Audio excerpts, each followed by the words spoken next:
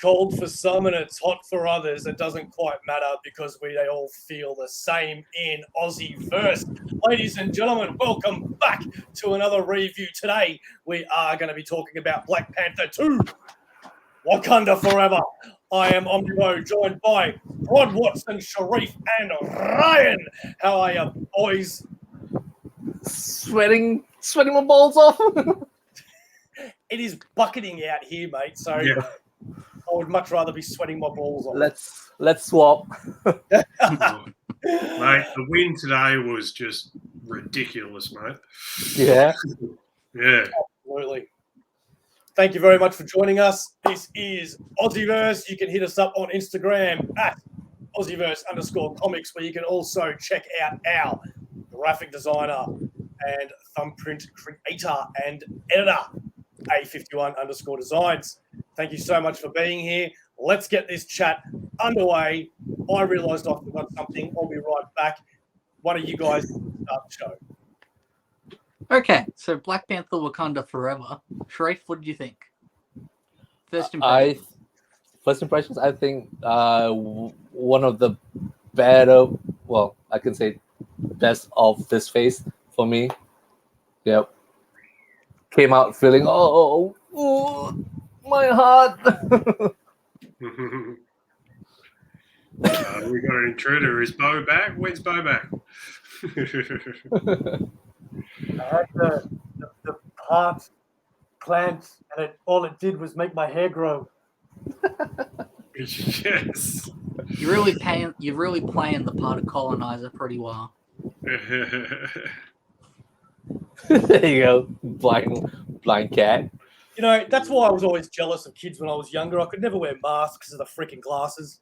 Hey, we've all got glasses. We all understand. Yeah. Yeah, we do. First impressions, Mark? First impression for me, I liked it.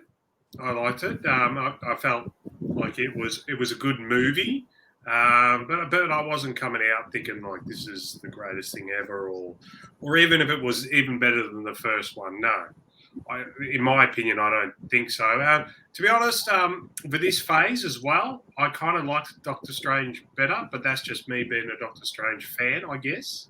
But I enjoyed this movie. I thought it had great bits and bits where it was just like, yeah, it was okay. But I'm not going to blow it out of proportion and think this is amazing. But I'm not going to say it's a bad film, that's for sure. It's definitely better than Thor, Love and Thunder. So, yeah. First impressions, Bo?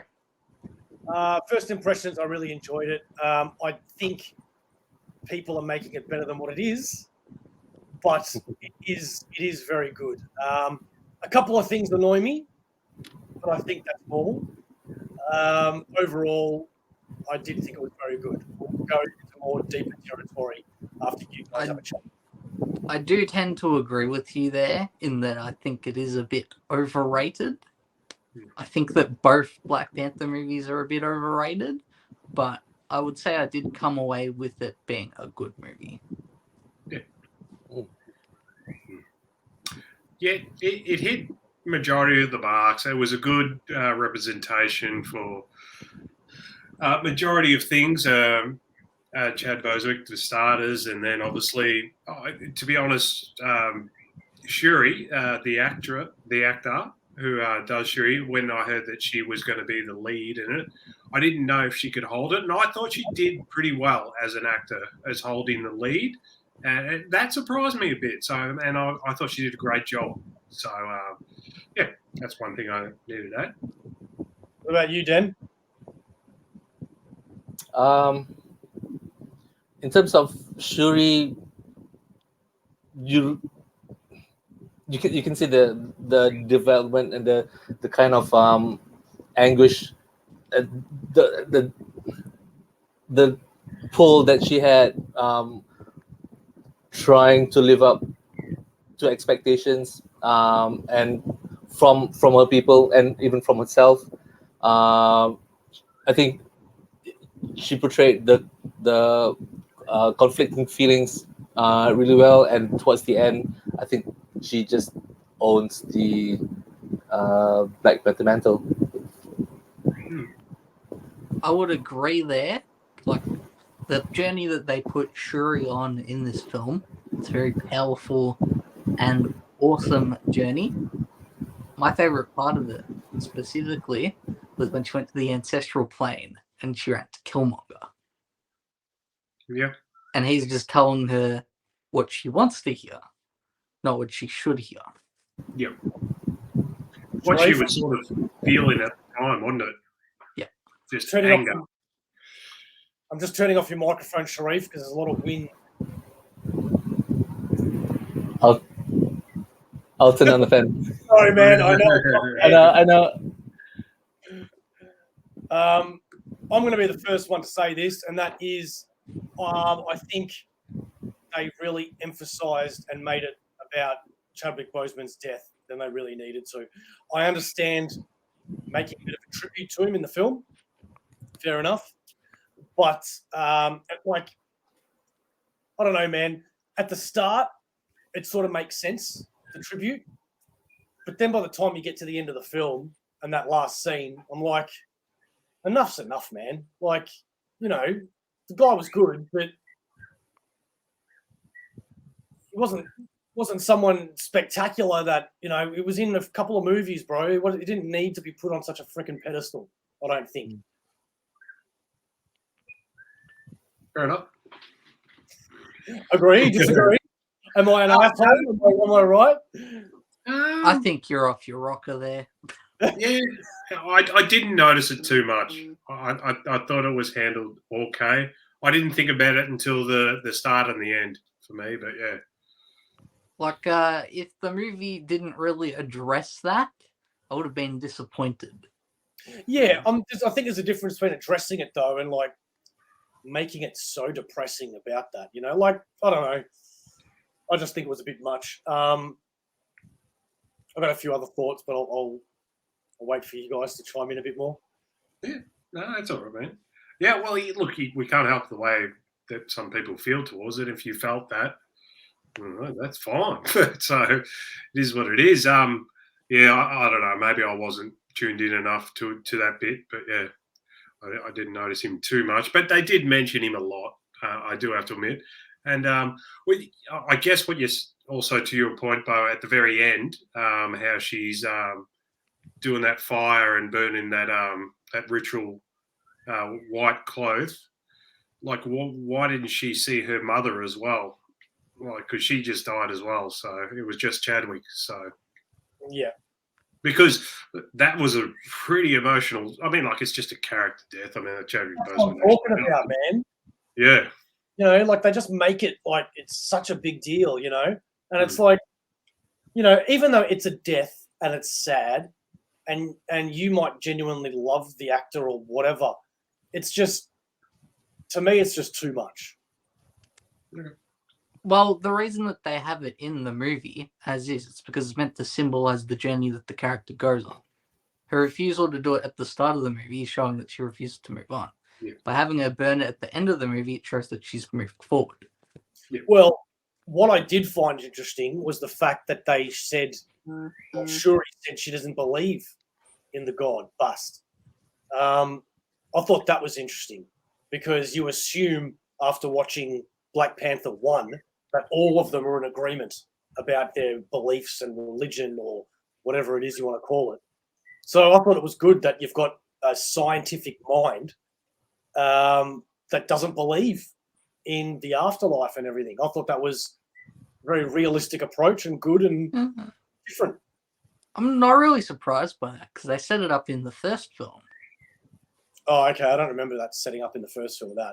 Yeah. So if you do have someone that I guess thinks more about math and scientific stuff, that they don't believe in the supernatural stuff, the stuff that can't be proven or explained, yeah, people like that decide to just go, oh, well, then that doesn't exist. If I can't explain it or see the physics side of it, it's not real. So I don't know. I agree. Go on, sorry. I was going to... No, after you, mate. I was going to move on to the next subject, so but if you want something to add, Bo, or... Next subject, indeed. Well, Namor, or as we like to sometimes say, Namor. What do you think? I think they tried to explain it. I can see why they they adopt that pronunciation. But man, I can't. I cannot. If I might be remembering this incorrectly, but it was only Namor himself that said Namor. Everybody else called him Namor. Yeah. Okay. Am I right or wrong there? I've always known him as Namor, but I don't know that much about the character, so I know he talks about himself in the third person a lot, doesn't he? And that's something they didn't do in the movies, but yeah. So one thing I felt that they did with Namor in this movie is they kind of prettied him up a little bit. Yeah, I wasn't expecting him to be so Spanish.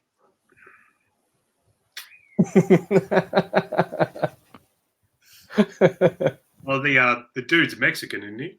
Yeah, but it really gave huge Spanish vibes. Like, my partner's Spanish, and I turned around to her and I'm like, "Are you seeing this?" And she's like, "Yeah, man. Like, I could have sworn he's one of my cousins or something." The way he talks and carries himself, you know. Yeah, fair enough. And what do you think of the treatment to his costume or attire? The interpretation. Did you know they had to shrink it with CG? Did they? Why? Yep. Shrink it. Shrink what? Yeah, they had to shrink his thing. He's talking about the things that we have in between our legs and you don't. Is he just frozen? I think so. I thought the same thing about It was that big of a burn. He decided to stop. Wait a that, yeah.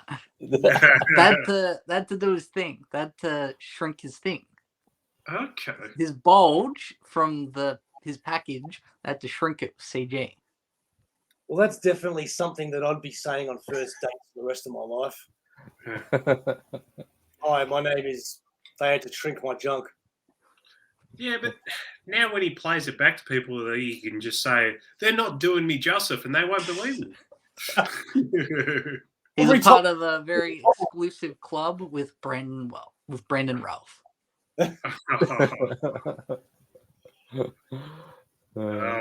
So, to answer your question, Sharif, I really liked it. I thought after the trailers, I didn't think you would get the classic Namor costume, which is just green trunks. And we did. So I thought it was cool. Yep. They kind of did everything pretty close to the book. So they gave him the green trunks. They gave him the pointy ears. They gave him the fish on the ankles, like the fins on the ankles, the wings. And they didn't give him shit about it. They made it like it's freaky or it's a power sort of thing. It didn't be used as a joke. And like there's some really cool scenes of like when he's floating up to all the helicopters and stuff like that. It's like he's skiing, stuff like that. And like those scenes were just friggin' amazing. Like they even maintained that he was a mutant as well. Yeah. So he says at one point it's like swimming in the air. So that's how he did that. But how do you mean they maintained he's a mutant? I missed that. He called himself a mutant. He said I'm a mutant, yeah. Oh, when did you say that? When he was first introducing himself to Shuri. Oh, I about missed his past. Cool. Yeah, he dropped the M word, so we're in business. Yeah.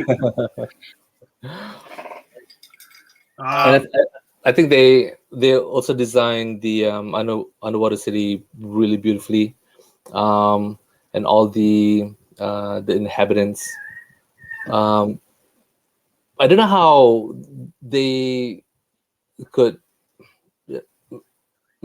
just one person who doesn't look like you, but be placed in position of such importance.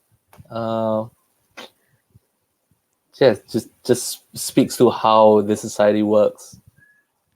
I found it really interesting how they explained why the Atlanteans were blue as well. Yeah. I thought it was all done pretty well and reasonably quickly. I mean, like, it was a long movie, but it didn't feel like it. I thought it was explained pretty well in whatever period of time they had. And I thought, really well done for people that don't know, because most people might not know, or like Namor's a pretty character that not many people outside of comic books don't know. So I thought they did really well in that bit, and I'm interested to see what they're going to do with the future with him. Obviously, he's going to be a part. Whether he's going to go solo on bits and stuff like that. I got a feeling that he's number one henchman, that Amatu, where is that? Atuma. Atuma. So I got a feeling he's not going to be happy about them yielding. Yeah. And he's going to go off and sort of rebel against. He's going to get a few people after the crown. I think you're right on the money there, mate. Mm. Did you notice how there weren't Atlanteans though? Like, it wasn't Atlantis. Mm. I still believe that the reason they did that was just to differentiate from Aquaman. Yeah, same. Because Aquaman did it first. If we got Namor first, it would be Atlantis. Yeah, because doesn't correct me if I'm wrong. Namor has a trident as well, and they did in this one. It was a spear. Yeah. So that kind of annoyed me a little. I mean, I do get it, I guess, but it's just weird to hear him talk about, what was it, Tacoma or something that started with T? Alokan. No. Sure. And it's not Atlantis, it's just Mm. And speaking of the spear, what did you guys think of the fight scenes? I thought that was going somewhere completely different, but the fight scenes were pretty well choreographed, I would say. Yeah. Mm. Yeah, agree. Well, probably my favourite scene of the whole movie, or my favourite part of the whole movie, is when Shuri and Wakanda are going on and to find the scientist Ironheart. And, they have the sort of the buddy cop thing going on, and it was funny as well, and you had a few human bits in it, but then you had the bit where the FBI rock up and they're chasing away from them, and then they finally meet the whatever they are, not Atlanteans, and have Konya has a really good fight scene there. Like, that was my favourite fight scene. And to be honest, I thought she was the best in the movie, for me personally. But yeah, that fight scene was awesome, and that whole, 10, 15 minutes of it was my favourite bit. But yeah, what do you guys think? Apparently they're going to make an Okoye show. Oh, that'd be so good. That'd be so good. Because that's why they wrote it that she was fired as the head guard or whatever, so that she can have her own storyline. Well, that's what I thought, because Shuri took over. I'm just going, just re-appoint her. Just like Shuri runs it now. Like, All right. One criticism I did have with this movie, it's a big one. It just screamed to me every so often, this guy's getting a Disney Plus show. Go watch them on Disney Plus. They're gonna get a show. Well, speaking of that, I got to admit, I have never read Ironheart, and I've never had any interest in her whatsoever. However, the actress that was her was very good, and it actually made me want to see more of her. She was cool. She was really cool. So I'm quite surprised with that. Sharif, what's your favourite part of the movie? The fight at the desert, the last fight.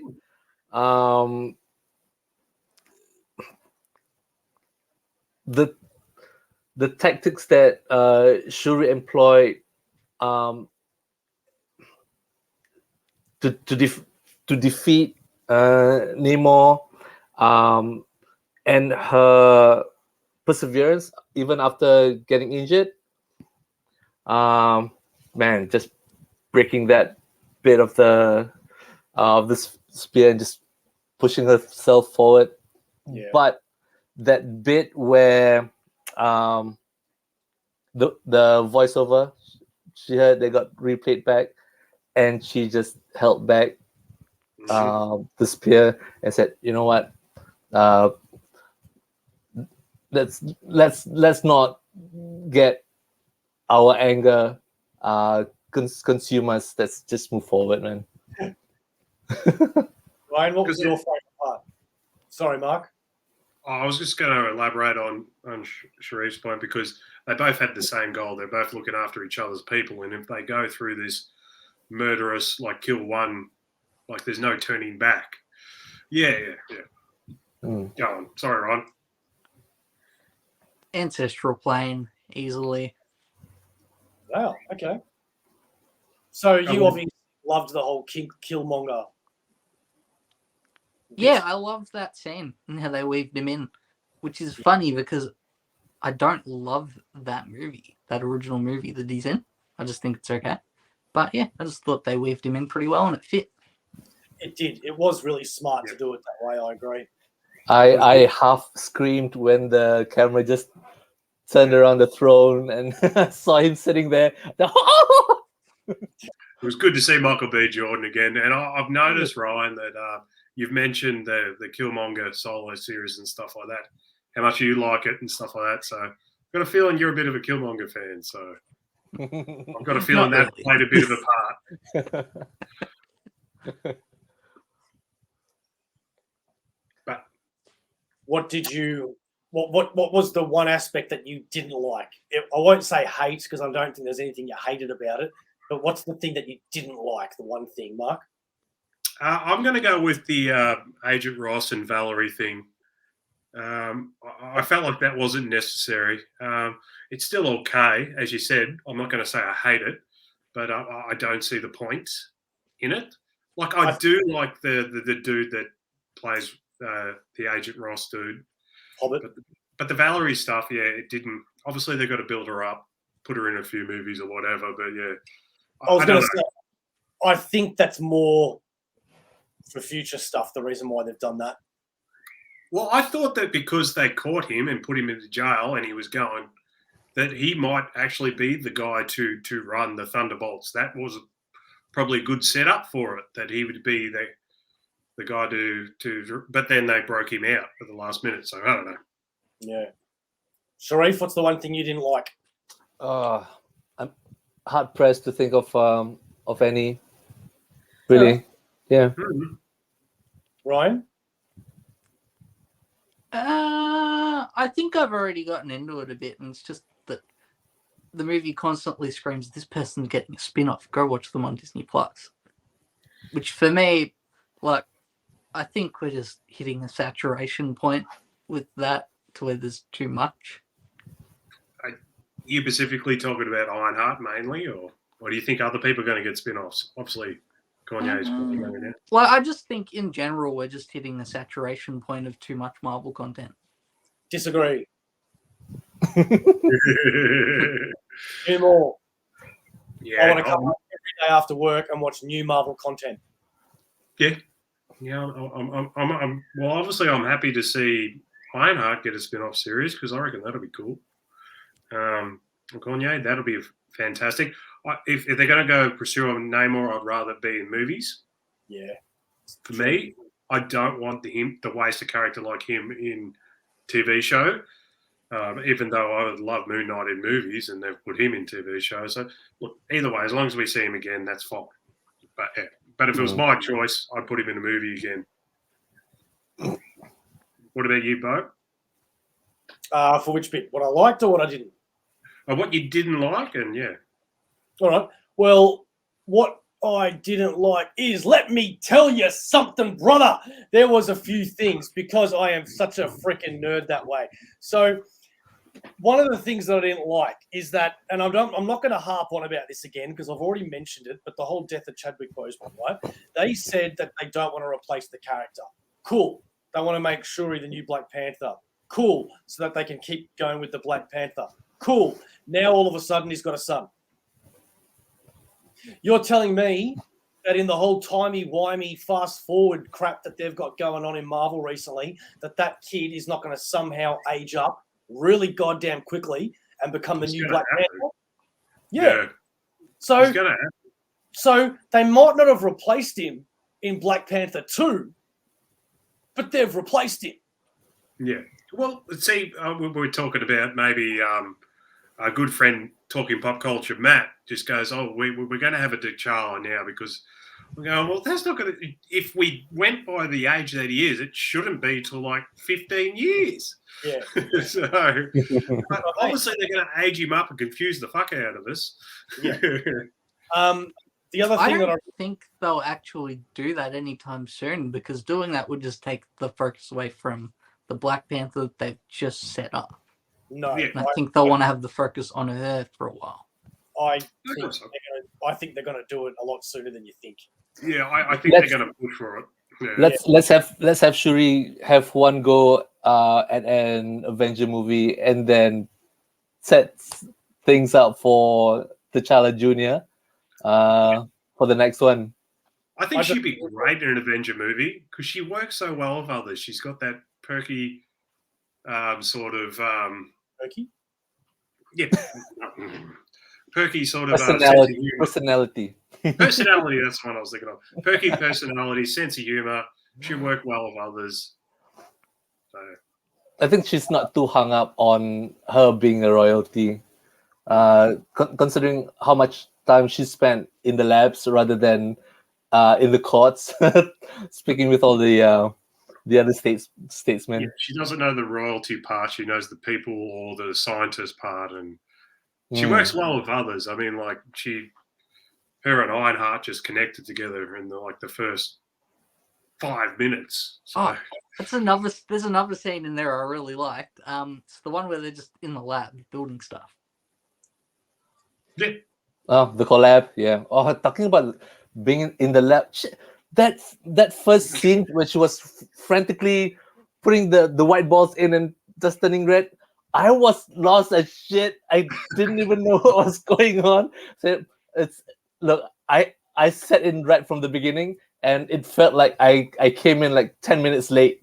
Yeah, I was just like, sometimes I forget my Wi-Fi password. And these people are doing this. You had another thing you didn't like, Bo, or is that the main one? It's funny, I did. And then I realised it was from the She-Hulk TV show and not Black Panther. I was about to bitch about how they introduced Scar at the end and we didn't get to see the whole story about that. But that ain't in freaking Black Panther. So instead of that, I'll tell you about my favourite part, seeing as none of you asked, but that's cool. My favourite part.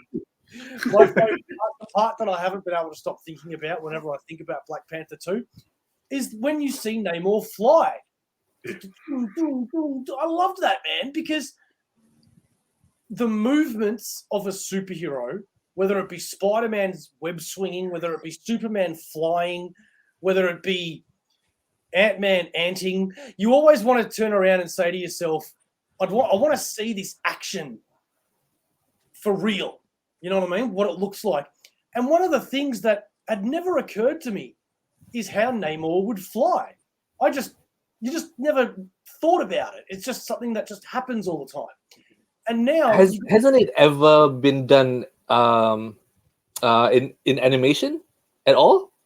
You'd have to think it would have at some point. Yeah, I mean, I can't remember it, but I'd have to say it has. But yeah, man, it was just great to see that because I never thought him to go so fast either. Yeah. It looked really cool. It didn't look fake. Like a few bits, you're just like, well, yeah, that's CGI, but it still looks cool. So, yeah. And how good was the bit, too, like M'Baku does the big wind-up and he just breaks his thing and then just punches him in the chest and he goes flying. You just go, yeah, Namor's the real deal here. Yeah. And I love going to work and because I'm known as everyone knows I like the comic books and that. A mate of mine turns around to me and he's like, so did they explain the body to mass ratio of how Namor can actually fly? Like these two pissy wings on his foot are meant to just keep him above. And I'm like, nah, man, comics. Comics, yeah. 2 minutes ago, I was just about to say, how am I supposed to suspend my belief on the physiology of all of this? Like you'd love to see a version where Namor is trying to fly and his feet are like up in the air and his head's down here and he's Because it's flying away supporting like- him. Must have been. But will he be doing any more flying in the next appearance? I tell you who blew me away. What's her name? I missed a joke there, didn't I? So, yeah, gosh, yeah. Well, I just thought, at the end of the movie, he gets blown back by the engine at the end of the movie. So it got blown away. Oh, mate. We're the ones that are meant to have the dad jokes here. Yeah, the mother, whatever her name is, I've gone blank. She was brilliant. My son and my family are gone. I thought. I love how she showed the French up with the captured soldiers back in the was it NATO? Yeah, I think so. Should shut her up. Also, I was really surprised. Ramonda? So I've been playing the new God of War recently, and there's an actor in there called Richard Schiff, and he plays Odin. So at the start of the movie, I'm just watching the movie, and I just hear this voice, and I'm like, "Holy shit, that's Odin!" So yeah, Richard Schiff plays one of the UN guys at the start of the movie. No, not. Yeah. Did any of you get disappointed by certain characters not being in the movie that you thought maybe? So I'm guessing we're thinking about Doom, are we? Oh, hell, Doom. Yes. For starters, I went into the movie thinking that he might make an appearance, but when you think about it in the long run, it's probably not a bad thing. Like we need a proper Doom story. We don't need him to be an appearance and then elaborate. It would have been cool, but then it would have taken away the spotlight of Namor maybe a little bit. I don't know. I would have loved to have seen just at the end, although you probably couldn't have done this because the end scene was all about the emotional loss of Chadwick Boseman still. But imagine just like the whole movie's over and then there's this land and it just says Latveria. And then and then the camera goes into a castle and you just have this guy looking like Doom on a throne just going, vibranium. And that's it. Yep. Well, there was a cool moment when Namor first meets him and they go, "Oh, who are you?" And he goes, "What is it, Kaliko, whatever his god name is." Cool Carter. Oh, you good guy. Yeah. So, and then he goes, "But my enemies call me Namor." So that means he has enemies. So surely that, if you think about it in the long run, that has to be Doom. Doom would know about him. If there's someone that's going to know about him, it's Doom. So that's just my thought. Hang on. So you've got a very good point there because I've wondered how they're going to do the MCU compared to the comics because the first super team was like the Invaders, right? Which is Namor. They're best buds, aren't they? Yeah. What? I said they're best buds, aren't they? Yeah, sorry. I thought you said they're spuds, aren't they? I don't know what you were talking about. Yeah, Namor, Captain America, the original Human Torch, and Bucky and Toro, right? So if they're going to incorporate any of that into the MCU, then he's already met Captain America at least. Yeah, that's not the point. Anyone else want to elaborate on that? Do you expect in a character? Ryan? I just want him to keep being an asshole. That's all I want. True. Yeah. I mean, we've got enough nice guys. We don't need more. Well, which brings it to the next point at the very end, where it sounds like he's just manipulating it. He's playing the safe ground, and he's going to wait for that. Like, that's pretty. Well, that's just like, yeah, he's a villain. We're not going to get the anti-hero out of him yet, are we? He's going to be a villain first. Feels like it. We will. I think what he's banking on is because now the world wants all the vibranium, right? Yeah. Like tenfold more than the first movie. I think Namor has been alive for apparently 500 years or something, right? That he's smart enough and old enough to know that if he just sits back now and stays away from Wakanda are going to shoot themselves in the foot, and the world, Thunderbolts, are going to invade to get their vibranium, and then Wakanda's going to turn to not Atlantis and ask them for help. Well, Wakanda don't really need to shoot themselves in the foot, because from the perspective of everyone else in the movie, they think that all those attacks that Atlantis perpetrated were by Wakanda. Yeah. So they've already got precedent to go and send people in to attack them. Give a few nations vibranium? Yeah, he could do that. Like, he could set up a lot of things. Just same again to Ryan's point. Like, he can make a few like disasters or things like that happen, and they will involve in vibranium, and the world will automatically blame Wakanda because they don't know about Namor's world yet. So the first thing, if something to do with vibranium, they'll go to Wakanda. So he can just plant little seeds for people to go up. But again, to Beau's point, they're probably just going to go after Wakanda now because the world's greedy. They want vibranium.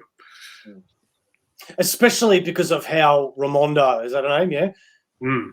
She didn't just walk in there and be like, like other countries with power who might turn around and be like, hey, don't fuck with us because otherwise we'll bite back and scare them verbally. She went, don't mess with us. So she's pretty much just threatened the world and said, stay away from us, otherwise this is what we can do to you. And the world ain't going to take that. Not if they gang up together, no. Can you imagine just how much shit then Shuri will need to clean up after all this? Yeah, it's going to be a tough gig. Very tough gig. Yeah. What did you reckon of the new Black Panther costume? Hated it. It was very too much. It was very inspired by Killmonger, his costume, I think. Well, the gold.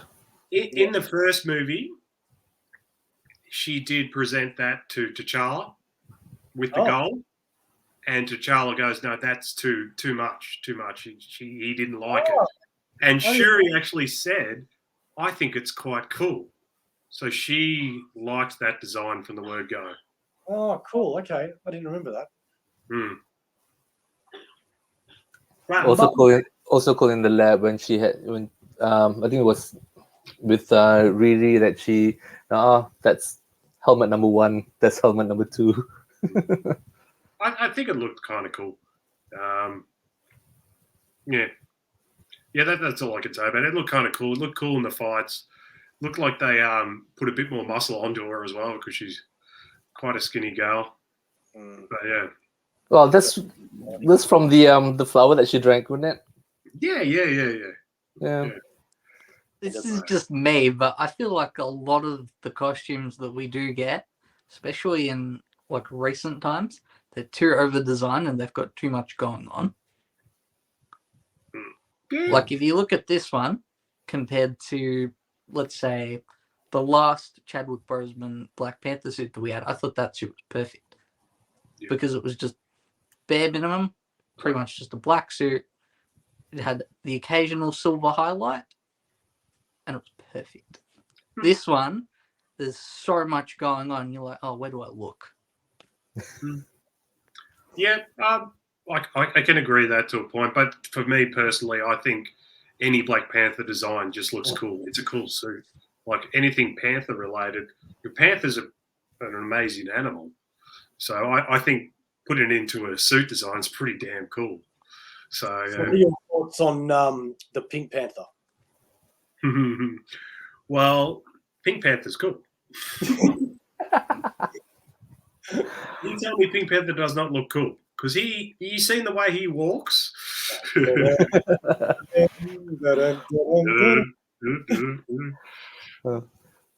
I just go off from the costumes? The two new armors, Okoye and one of the other female soldiers that they put on.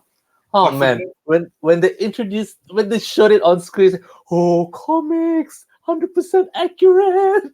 No. Because I wondered about those costumes. Yes, it's from Ta-Nehisi. It's from Ta-Nehisi Coates' run. Yeah. Oh, is it? I haven't read it yet. That's why. That yeah. I did not like that design whatsoever. I was with a Kanye. I was just like, "Don't you dare put that on." You already look cool.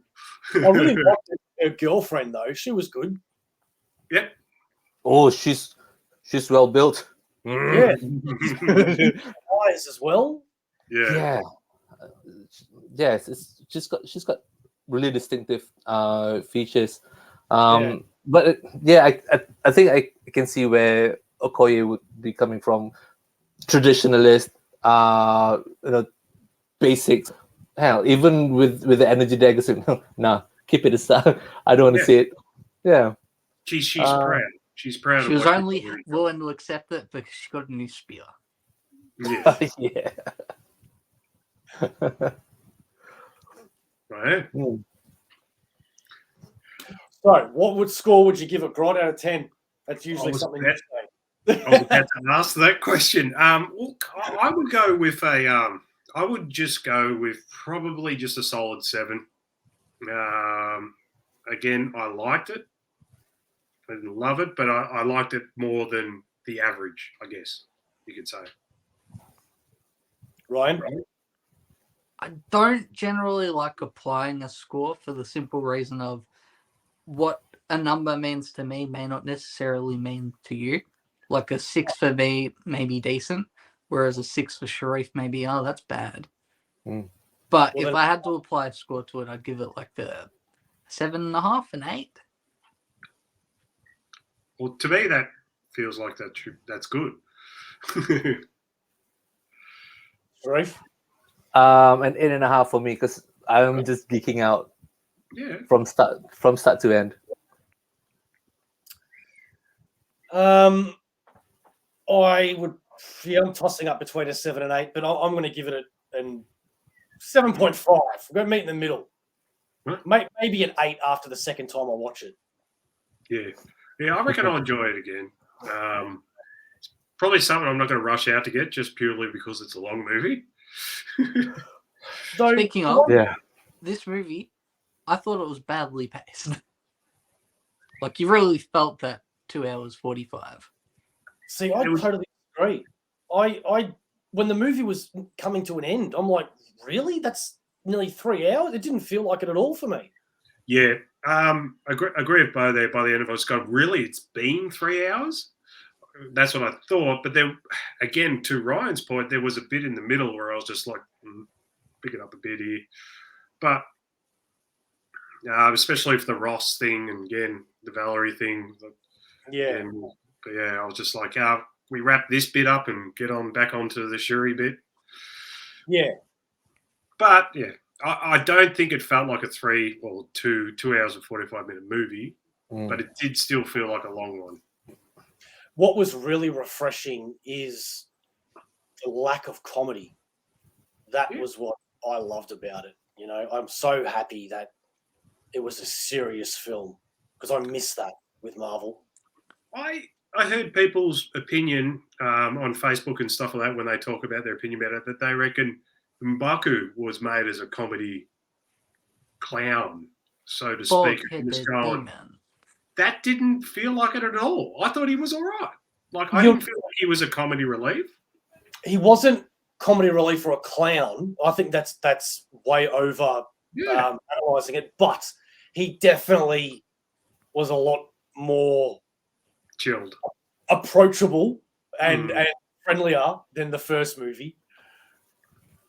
I still felt the intimidation of him and stuff like that. Look, he had jokes, but he had jokes in the first one, but they weren't, as you said, Bo, they weren't forced jokes, or he wasn't the punchline guy.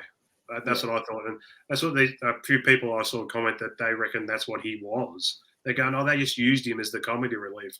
Didn't feel like it to me, but that's just me. Yeah, but you really can't listen to people, man. I remember seeing a YouTube video leading up to the release of it where people were saying if you don't, what was it? If you believe that Black Lives Matter, then you shouldn't go and see Black Panther in its opening weekend. Did you see that, Sharif? Yeah, something along that lines. If you're a white person, make sure that you allow the black people of the world to go enjoy the movie in peace without. And I'm like, what? And the video was uploaded by an African American, and he's looking at it going, "This makes no sense." So, people's opinions. But it's different having an opinion and discriminate. I think opinion goes out the door when you discriminate. Yeah, that's just my opinion. Yeah, that's discrimination. So I think, that's goes out the door. But as you said, like I don't take them to heart, these comments. I just want to know what other people think. That's all. And I just saw that and I thought I didn't feel that, but maybe other people might have. That's why I asked. But yeah.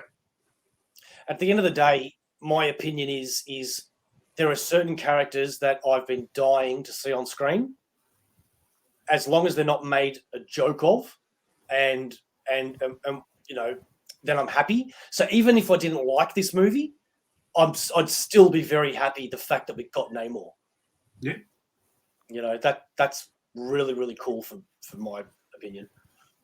See, with that, we've got the comic book community, the Marvel Marvelites movies or comics, and then you've got people of color, and both of the groups would say, no, this character is ours. Yeah. And then, that's a great point, Sharif. That is, yeah, man. At the end of the day, I would argue, if the character is written well, anyone should be able to relate to them. Yeah, that's good. Yeah. I agree with that. Yeah. So to go back to the point, I guess it was somebody that said, if you care about the Black Lives Matter, go watch this, was it? No, he was saying if you want to support, correct me if I'm wrong, Sharif, because you seem to have seen it. If you care about Black lives or the Black race in general, then don't go see Black Panther on its opening weekend. Allow only Black people to go watch it. Okay. Which the African American person that posted the video didn't understand, and he even made a point to say, if you're African American and you're making a movie based on that culture and those actors are all in it, then wouldn't you want the movie to succeed? So why would you tell white people to not go watch it when the more money the movie makes, the better it's going to be, and it's going to show Hollywood or the world or the racists out there that it doesn't matter what color you are and all this other sort of stuff, it can still be a good film. No one gives a shit anymore. It's 2022, you know what I mean? And it was just really a reverse way of thinking. Like, it's almost like he was damaging his own beliefs by spitting that stuff out. Yeah. So and this sort of stuff it's about representation. I mean, like, it's a mainly like cast. One would think you would want more of this or whatever, or equal amount of this. I mean, like, that's what we're striving for, is people that deserve this opportunity to have a fair go. And but yeah, I mean, we've got that Hebrew character that most people don't know. Sorry, the Israeli character. Sorry, that most people have never heard of because she hasn't been in a lot of comics. But her name's Sabra, and her costume is in the color of the Israeli flag. And I first saw her in a Hulk issue, and they said she's coming out in something some TV Captain show. America. It's Captain. There you go. So naturally, I think to myself, yeah, man, I can't wait for an Israeli to get on there and start kicking some ass and being a cool character and all that. I'll never turn around and ever think to myself, allow us Jewish people to go watch that movie on our own and be, you know, it makes no sense. Yeah. All for more culture experience and stuff like that. And yeah. And if it's written well and if it's done well, just like everything, just if it's entertaining and it's great, just like any other story, it should be given a fair go. So yeah. So, Thank you for indulging that conversation because it is a very slippery slope. yeah, it really is. So maybe I'll distract my discrimination thing because it wasn't that much of a discrimination, but yeah. So, yeah. Any other thoughts before we go? Right, Sharif, yes. Yeah, just one question. So, if a character is, like Ryan said, well written and will be really relatable to anyone, would the cultural background of the original character, when changed, be any different? How do I put this? I would say, let's say a character like Black Panther, you need to cast a black actor for that. No matter what, that needs to be a black actor. You cannot change the ethnicity of that character because it changes the core of the character. A character like Reed Richards, you can change his ethnicity, make his culture whatever. Yeah. Doesn't matter because it's not integral to the character. Because obviously Black Panther's based on the culture area, so because we've had Johnny Storm. Yep. 2 races. Captain America also 2. Commissioner Gordon now, so yeah. Mary Jane. And Jamie. Yeah, no, I think Ryan really hit the nail on the head there too. I think he's 100% right. Yeah, there are some characters you can't change it because it matters to their origin and their whole story. Where there are other characters like Human Torch, for example, that who gives a shit if they're orange, yellow, pink, blue, tall, small? You know, anybody can be them. Yeah, they're written into it well. Like Sue was adopted, so yeah. So they've written that into it well. So yeah. All right. That's all she wrote. That's all she wrote. All right. Yeah. Thank you very much, ladies and gentlemen, boys and girls, collectors of all ages, for joining us today for another, as Talking Pop Culture says, review. And we will see you again next week, hopefully for a live chat on Monday. If not, we will be uploading some other videos this week that we are saving. Until then. Before we're off. Yes. Let's get in a word from our sponsor. You beat me to it, you Before we do that, what is AussieVerse? For life, baby! One day Ryan will say that with enthusiasm. This show is sponsored by the Comx shop. Check out comx.cx for all things Comx and find out what Comx is all about. We hope you enjoyed the show.